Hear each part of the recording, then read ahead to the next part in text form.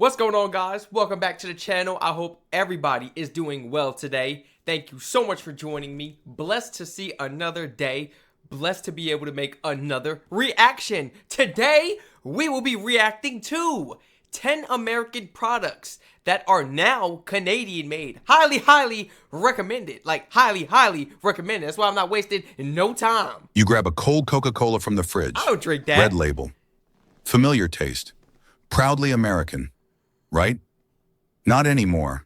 In 2025, that can in your hand might have come from Brampton, Ontario, not Atlanta or Pittsburgh, and it's not just Coke. Ford trucks, Heinz ketchup, even your blender. They're being made across the border. Quietly. Why is this happening? Is it just cheaper labor? Nope. It's about energy costs, trade deals, and how fast Canada is becoming the new hub for North American manufacturing. You might think Made in USA still means what it used to, but today it's just a label, and sometimes not even that. So the question is, I'm confused. So the label doesn't mean anything? You would think like if it would have say made in China, oh, okay. This product was manufactured in China. But if it says made in America, just take it as a bluff basically? Okay, let's see what he's saying. hey, it's just a label, and sometimes not even that. So the question is, if the products you trust most are no longer made where you thought, what else has quietly shifted? This isn't a political story, it's an economic one, and it's happening under your nose. Let's take a look at 10 everyday American products that are now proudly made in Canada. Number 10, Coca-Cola cans. You think your Coke was made in Georgia or maybe somewhere in the American Midwest? In 2025, think again. Most Coca-Cola cans sold in the northern US are now being produced in Brampton, Ontario. That's right. Your all-American soda is now proudly canned in Canada. Why the switch? 2 words, aluminum tariffs. After the US imposed a 50% tariff on imported aluminum, domestic can production became way too expensive. At the same time, Canada offered a triple advantage: zero aluminum tariffs, cheaper hydroelectric power, and better trade deals with Europe and Asia. It didn't take long for Coca-Cola to make the move. They restructured logistics, updated their Canadian plants, and redirected shipments across the border. Now hundreds of trucks roll out of Brampton every day, delivering Coke to stores in New York, Michigan, and Ohio. To most shoppers, nothing has changed. Same red and white can, same fizz, same flavor. But behind the scenes, it's a completely different supply chain. Meanwhile, U.S. facilities have reduced shifts or closed altogether. Workers in places like Pittsburgh are seeing fewer orders and fewer hours. This isn't just about a soft drink. It's about how fast manufacturing can move when the economics make sense. Right. Coca-Cola didn't abandon America. They just followed the math. And in 2025, the numbers point north. Number 9, Tesla's batteries. You probably imagine Tesla's cutting-edge batteries being built in Texas or Nevada. That was true until 2025. I'm not even a fan of Tesla, so don't get me started. Now, a massive number of Tesla's 4,680 battery cells It does look nice. are being made just outside Montreal, Quebec. Yes, Canada. Elon Musk made the shift quietly but strategically. Why? Because Quebec offers what the U.S. couldn't: cheaper hydroelectric energy, faster permit approvals, and generous government incentives. The Canadian government committed over $1.2 billion to attract Tesla's battery operations. That's a big reason why battery production for the Cybertruck, Model Y, and Semi is now happening north of the border. It's not just about savings, it's about stability. In the U.S., Musk faced rising energy costs, union resistance, and slow like, it's like a space shuttle, man. Like, I'm talking about that thing wasn't built for, like, looks, you know? It was built for, I guess, a luxury and, like, I don't know, man. Like, it drives itself. That's one of the perks. Like, it drives itself, okay? Permits. In Canada, things move fast. Now, thousands of high-performance battery cells roll off production lines in Quebec every day. They're shipped straight to Tesla's U.S. factories for final assembly. To most buyers, it still feels like a California innovation, but the power behind To most buyers, it still feels like a California innovation. Tesla got better rims than me right now. But the power behind it? Charged in Canada. This shift marks a bigger trend. American tech isn't leaving entirely, but it's evolving. Tesla isn't abandoning its roots. It's securing its future. And that future, for now, includes a major detour through Quebec. The battery that powers your next Tesla might be more Canadian than you think. Number 8, Heinz ketchup. Heinz ketchup. Nothing feels more American than Heinz ketchup on a burger or fries. But in 2025, that classic red bottle likely came from Canada, specifically from the Heinz facility in Leamington, Ontario. It's a comeback story few people saw coming. Back in 2014, Heinz shut down that Canadian plant. But by 2020, it reopened. And now it's booming. Today, over 60% of Heinz ketchup and tomato sauces sold in the US and Canada are made right there in Leamington. It says it on like the products. Does it say made in Canada on these products? Because I'm a person, when I go to these stores, I look on the ingredients and everything. I'm checking where it's made. I'm looking at the ingredients, nutrition facts, and everything.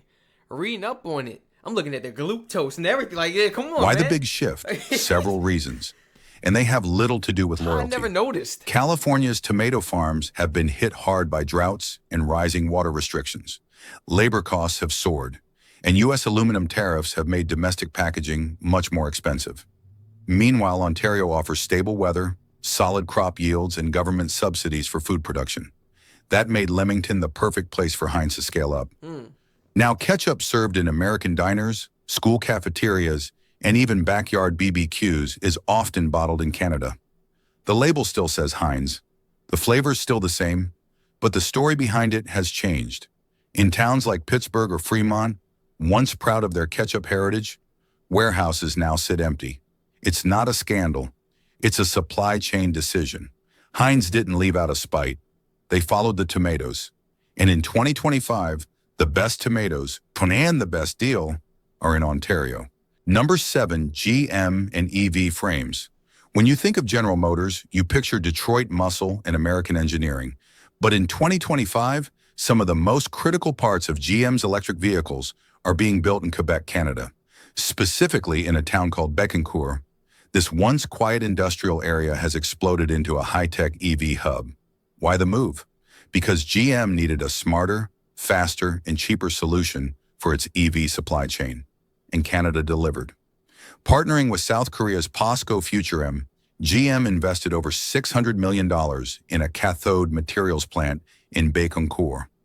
These cathodes are the heart of EV batteries. Without them, there is no Chevy Silverado EV, no Cadillac Lyriq, no GMC Hummer. But that's not all.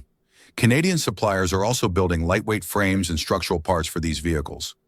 It helps GM dodge U.S. tariffs on imported metals. It also gives them access to clean energy and streamlined logistics. Now, instead of assembling everything in Michigan or Indiana, key components are coming from across the border. Jobs that once belonged to U.S. towns are shifting north. But GM isn't abandoning America. It's diversifying. In a global market, flexibility is everything. And Bécancour has become GM's unexpected MVP. The next time you see an electric Hummer or sleek Cadillac on the road, remember, the power inside it might have been built in Canada. Number 6, Campbell Soup. Few things say comfort food. Boy, I used to love this when I was growing up. Campbell Soup, you couldn't tell me nothing. Spaghetti, chicken noodle soup. Did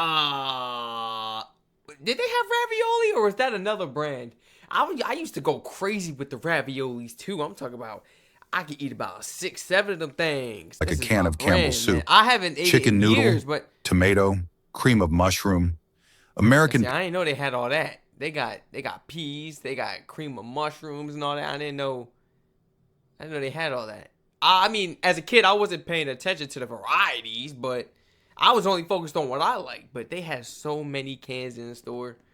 This brand is still popular today. I used to get the meatballs in it because they used to have beef only. I don't know if they still make those, but man, spaghetti with beef meatballs. You know I can't eat that swine, guys. I'm special. I had to go to school and ask the lunch ladies and stuff. Hey, it don't got pork? I had to be the odd one out of everybody, yes, and ask all the time. It's okay, though. A little special privilege, I Pantry guess. staples for generations. But in 2025, Many of those red and white cans aren't coming from Connecticut or Georgia anymore. They're being made in Etobicoke, a busy industrial area just outside Toronto, Canada. What caused this quiet shift? How come we're A not? combination of rising costs and smarter logistics. U.S.-based production faced challenges: higher wages, increased packaging costs, and new tariffs on Canadian steel, ironically making domestic production more expensive. Meanwhile, Campbell's Canadian facility offered something better: cheaper hydropower, stable labor conditions, and proximity to U.S. distribution hubs. Originally built to serve only the Canadian market, the Etobicoke plant now runs 24/7 to meet growing U.S. demand. Trucks loaded with canned soup head south daily, supplying major grocery chains across the Northeast and Midwest. For consumers, nothing seems different. But for workers in former Campbell towns in the U.S., the impact is real. Factories have scaled back or shut down. Warehouses sit silent. Entire communities that once depended on soup cans are searching for what's next. Yup. Campbell's didn't move to make a statement. They moved to survive. Because when ingredients, packaging, and wages cost less across the border, even the most American comfort food can find a new home. And today, that home is in Canada.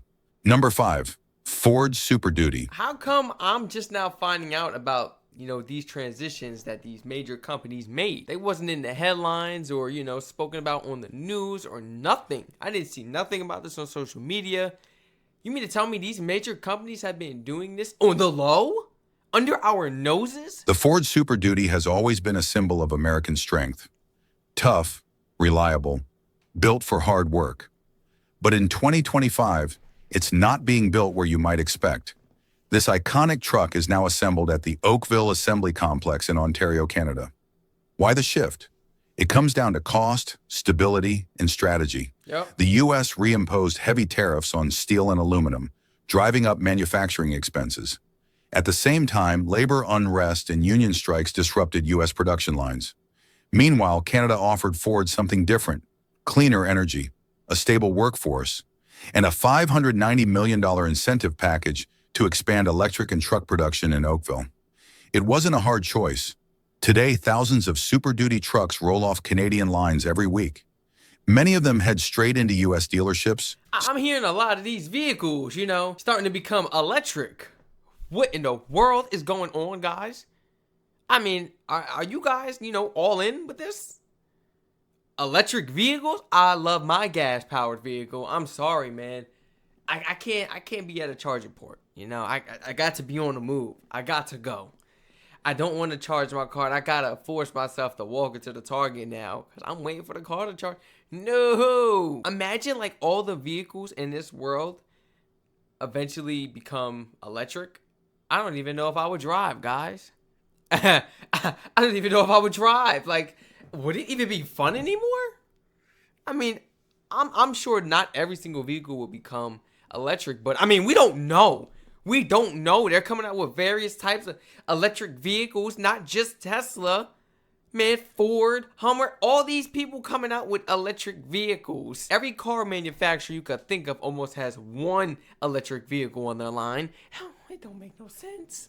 It don't make no sense. Especially in states like Texas, Ohio, and Pennsylvania.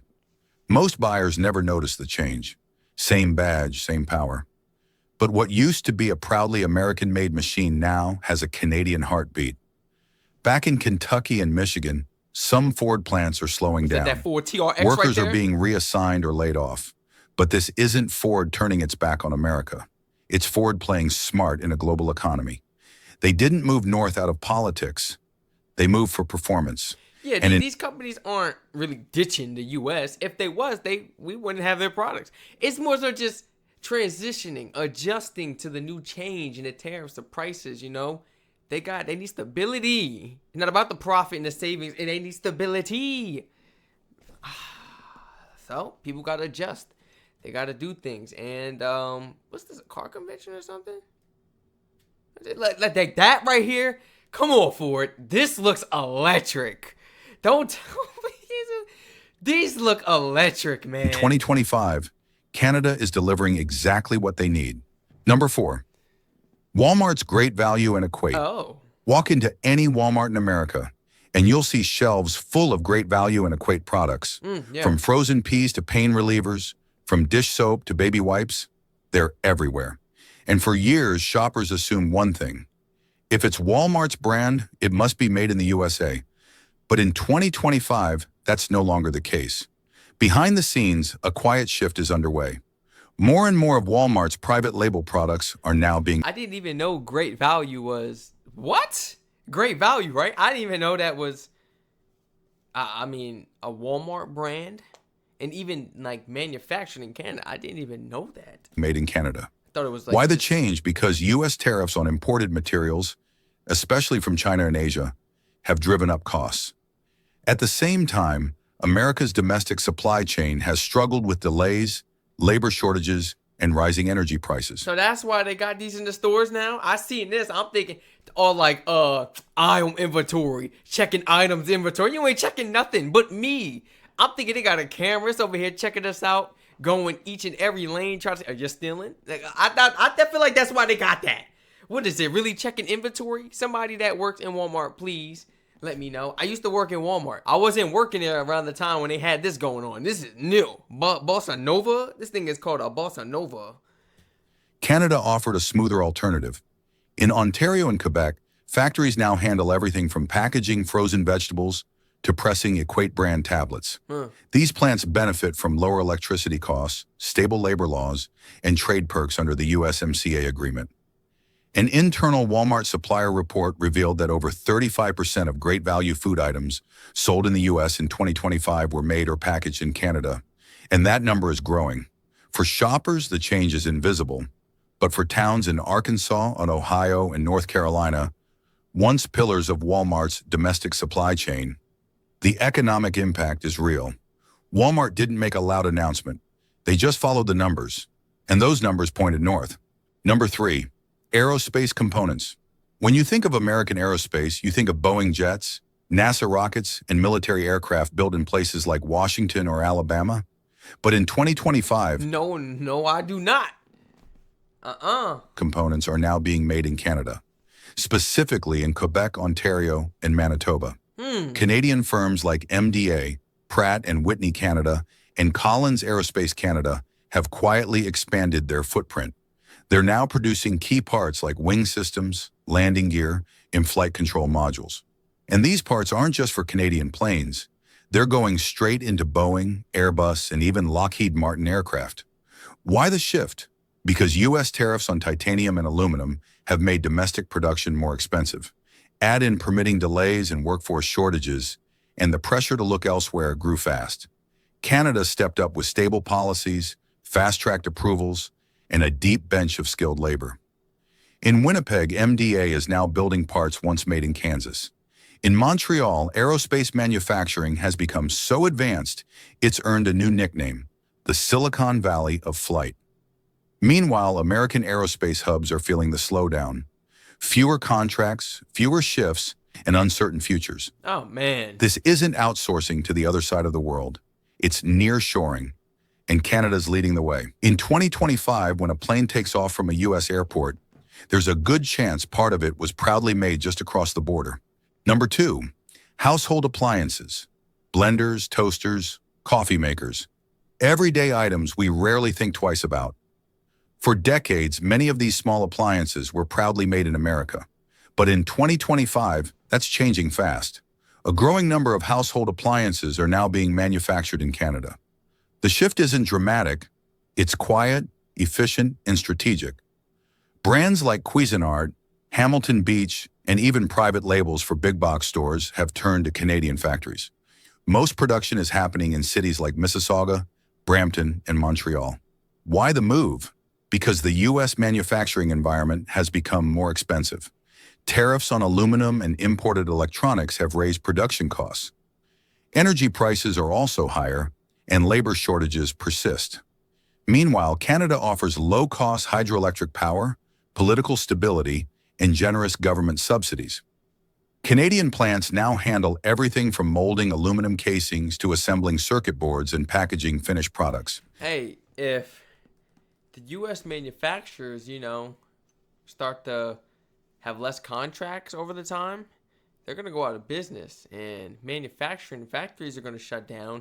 People are going to lose their jobs and be unemployed. Like, it's going to be pretty bad, man, for the U.S. trying to get back up on their toes after this. And especially since we don't know if more companies out there are thinking about doing the same thing. If not, maybe already have. We just don't know about it yet. And they're making that transition for the stability of their company. And it's nothing against the U.S. It's just a smarter move that they got to do based on a decision that was made by us, this country, man, the U.S. So I want to see like what happens over the time, man. Like, how will we be able to save? Because as a country, we are deeply in debt. So will we keep these manufacturers open, stressing them, trying to get the most out of them? But that means we would have to overwork the workers, right? And then we would have to pay them like overtime. Like, we don't got the money for that if we don't got no contracts. This is a really confusing situation. This doesn't sound good at all, like, for the U.S. I'm thinking about, the future down the line. Oh, things are never going to get better. Like, we can only hope for the best, but, like, unless we start pulling into some major contracts with people or clear this whole situation up, oh, who am I kidding? The world's still not going to go back to normal, man. Ain't nobody. Entire production lines, once based in places like Erie, Pennsylvania, or Evansville, Indiana, done too much damage. Have gone quiet. Thousands of workers have been laid off or shifted into unrelated industries. But for most consumers, nothing looks different. The packaging still feels familiar. The product still works perfectly. And unless you read the fine print, you'd never know your toaster came from Ontario. It's not just about moving jobs. It's about adapting to a new manufacturing reality. Right. One where Canada is rising as a quiet powerhouse in everyday American life. Yep. Number 1, auto parts. For decades, Michigan, Ohio, and Indiana were the backbone of America's auto parts industry. From transmissions to drive shafts, these states built the machines that move the country. But in 2025, that balance has shifted. A significant share of U.S. auto parts are now being manufactured in Canada. The new epicenter? Ontario, specifically the industrial corridor stretching from Windsor to Toronto. Why the move? Because American suppliers have been hit hard by rising costs and new tariffs on steel and imported components. Yep. At the same time, Canada offered something the U.S. couldn't: access to cheaper raw materials, lower energy costs, and massive government support for automotive manufacturing. Canadian giants like Magna International and Linamar have stepped in to fill the gap. These companies now supply essential components for Ford, General Motors, Toyota, and Stellantis. Factories in Ontario that once ran only daytime shifts are now operating around the clock. Meanwhile, plants in cities like Kokomo... Workers in Canada, they getting unlimited hours. They working around the clock now. Factories are making money, pulling in contracts, Canada's making more money than, I don't want to say ever have, but honestly, I mean, they're it's like stealing customers, It's literally like stealing clients, man. They are making more money, being able to make up for the loss of, some of the things that they had going on, like certain construction things and, like the Gordon Howe Bridge and like other things like that, man. There's a lot of projects that were constructed in Canada between the U.S. and Canada. It had nothing to really do with us because we didn't fund it, but, like it was connected or tied to us some way, somehow, but it was all on Canada as like far as paying for it. They're being able to make some money back, paying that debt off as well. I didn't forget about that, man. And keep this process going. Continue to put more contracts, more jobs, more hours, more money, more stability for the people. And Canada's going to become one of the biggest manufacturing countries in the world, if not one of the most powerful, most needed, most respected, most loyal countries in the world. Without a doubt. Lima and Flint have seen declining orders, job cuts, and shuttered production lines. Even electric clock. Meanwhile, plants in cities like Kokomo, Lima, and Flint have seen declining orders, job cuts, and shuttered production lines. Even electric vehicles, once hailed as the savior of U.S. manufacturing, now rely on key components built north of the border. The impact is real, but the shift has been subtle. No headlines, no big announcements, just a quiet migration of supply chains in search of efficiency. In 2025, the wheels on many American cars are still turning, but their journey now begins in Canada. A new North American supply chain? So what does it all mean? Is this the end of Made in America? Not exactly, but it does mean the definition is changing, and fast. This isn't about companies abandoning the US. It's about adapting to a world where cost, speed, and stability matter more than borders. Yep. Canada isn't stealing jobs. It's offering solutions. Faster permits, clean energy, and predictable policies. And this is one of the things that Carney was talking about, man. Offering more jobs to the people. And this is a good way right here. Creating new business deals and pulling contracts and, playing a bigger role, man. Because these people decided we got to transition over to Canada, man. Can y'all help us with this? Of course. What Carney was talking about. And in 2025, that's exactly what global brands are looking for. Whether it's batteries for your EV, soup for your pantry, or the ketchup on your fries. A growing part of your everyday life is now quietly powered by Canadian factories. It's not a scandal. It's a shift. And most Americans don't even know it's happening. But now you do. If this surprised you, hit the like button. Hey. If you want more behind-the-scenes stories about how the world is changing, subscribe to the channel. The world is changing at a tremendous rate right now, I can tell you that, man. If you guys enjoyed this video checking out 10 American products that are now made in Canada, my goodness, man. 10, like as of right now, maybe about a year from now, it may be 20, it may be 30, it may be 50. We don't know. Everybody, please feel free to like, comment, subscribe, turn all post notifications on. Please feel free to share your honest opinions down below in the comment section. Let me know how you felt about this video. Please feel free to follow my Twitch in the description down below. And please feel free to continue to flood my comment section with more of these amazing, informative videos for us to check out. Just like how we did today, man. I seriously didn't know about this. Did it right up under our noses. I didn't even know, man. How late are we? Shout out to America collapsing. We're only 1 month late. That's not bad, actually. So we're pretty early to this, We are educated on this topic now. I'm going to keep up with it and see now over the time. I don't know if I'll make more videos. Well, it depends. It depends if he comes out with another video. But I'm going to keep up with this and see, like, how many more of these American companies are deciding to make these transitions, man. Everyone stay safe, and I hope to catch you all in the next reaction video.